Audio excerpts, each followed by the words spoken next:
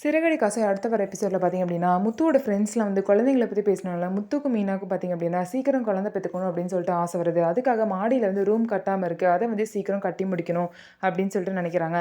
அதனால் முத்து பார்த்திங்க அப்படின்னா, வந்த சவாரியெல்லாம் விடக்கூடாது, எல்லா சவாரியும் ஓட்டி எப்படியாவது காசு சம்பாதிக்கணும், கடன் வாங்கி நம்ம வீடு கட்டக்கூடாது அப்படின்னு சொல்லிட்டு நினைக்கிறாங்க. எப்படியாவது உழைச்சி சம்பாரித்து அந்த காசில் தான் வீடு கட்டணும்னு சொல்லிட்டு 2 பேருமே வந்து முடிவு பண்ணியிருக்காங்க.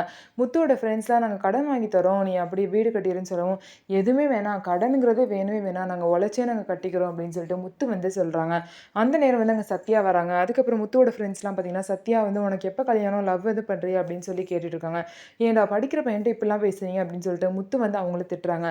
அதுக்கப்புறம் கிருஷிக்காக சத்யா பார்த்தீங்க அப்படின்னா பேரிச்சம்பழம் வாங்கிட்டு வந்திருப்பாங்க. அதை போய் இதை கொடுத்துருங்க மாமான்னு சொல்லிட்டு முத்துக்கிட்ட கொடுத்துட்டு அவங்க அங்கேருந்து கிளம்பிடுவாங்க. அதுக்கப்புறம் மீனா வர வழியில் பார்த்தீங்கன்னா ஒருத்தவங்க மாலையை வந்து அப்படியே எல்லாமே நல்ல மாலையாக இருக்கும், அதெல்லாம் தூக்கி போடுவாங்க.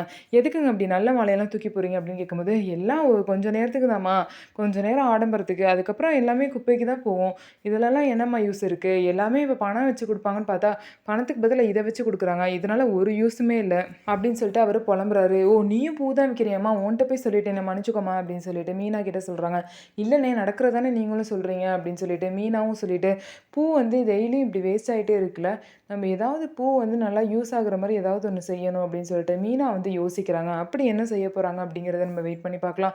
நம்ம வீடியோ உங்களுக்கு பிடிச்சிருந்தா நம்ம வீடியோவை லைக் பண்ணிக்கோங்க. மறக்காமல் நம்மளோட சேனலை சப்ஸ்கிரைப் பண்ணிவிட்டு பாருங்கள்.